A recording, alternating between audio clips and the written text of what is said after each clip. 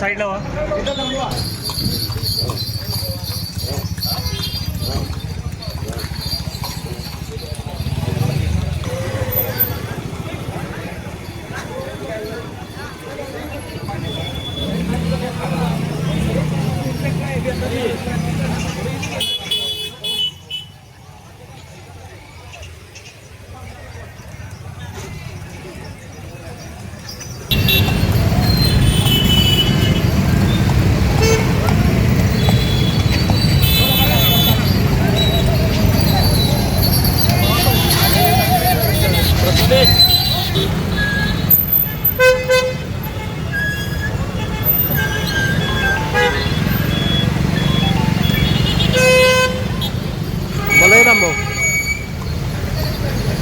काय नाही शांत आहे.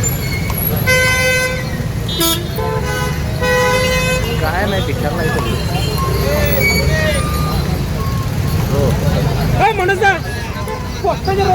आज आत्मनिर्भर भारत शेतकरी कष्टकरी परिषद सांगलीमध्ये रयत क्रांती संघटनेच्या माध्यमातून आयोजित केलेली आहे.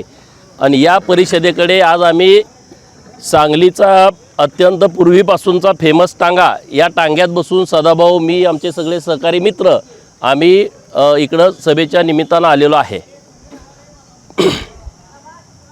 संदेश काय देण्याचा प्रयत्न आहे? बघा, देशासाठी प्रत्येकाला काम करायची इच्छा असते, भावना असते. राष्ट्रप्रथम म्हणणारे कार्यकर्ते आम्ही आहोत.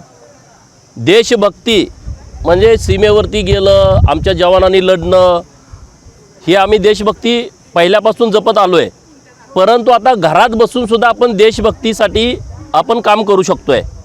1 लिटर जरी पेट्रोल वाचवलं तरी आपण देशभक्ती केल्यासारखंच आहे.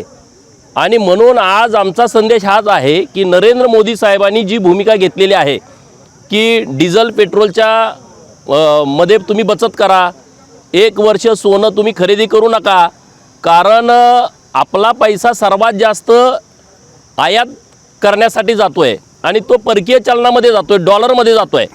आणि हे अब्जो करोड रुपये हे या सोन्याच्या साठी आणि पेट्रोलसाठी जात आहेत.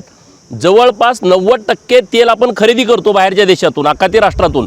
10% तेल आपल्याकडे तयार होतं आहे. सोन्याच्या संदर्भात आपण चीननंतर जास्त सोनं खरेदी करणारा जगातला 2 नंबरचा देश भारत आहे. आणि हे सगळे विषय माननीय नरेंद्र मोदी साहेबांनी राष्ट्रभक्तीच्या हिशोबानं आर्थिक क्रांती व्हावी, आपल्या रुपयाची किंमत चांगली राहावी या दृष्टिकोनातून भूमिका घेतलेली आहे. किंवा बाहेरच्या देशामध्ये तुम्ही वर्षभर फिरायला जाऊ नका, ज्याची संख्या म्हणजे 18 अब्ज डॉलर रुपये हे पर्यटनासाठी आपली लोक वर्षभरामध्ये खर्च करतात. तर या सगळ्या संदर्भात माननीय सदाभाऊंच्या नेतृत्वात आज सांगलीमध्ये परिषद घेतलेली आहे. आमचं सगळ्यांचं म्हणणं हेच आहे की प्रत्येकाने थोडं जरी बचत घेतली तर आपण राष्ट्रासाठी काम केल्यासारखं होईल. त्या घोषणेला प्रतिसाद संपूर्ण देशातला आणि महाराष्ट्रातला शेतकरी देत आहे. आणि म्हणून आम्ही म्हटलं की नरेंद्र मोदी साहेब, तुमचा आत्मनिर्भर भारत आपण सगळे मिळून घडवूया. नांगरधारी शेतकरी आहे तुमच्या साथीला आणि गावगाडासुद्धा या मोदीच्या आव्हानाला त्यांच्या साथीला आहे. म्हणून आज हे भव्य परिषद आदरणीय गोपीचंद पडळकर साहेब, आदरणीय पृथ्वीराज भैया पवार असं संयुक्त आम्ही सगळे सांगलीमध्ये ही परिषद घेत आहोत.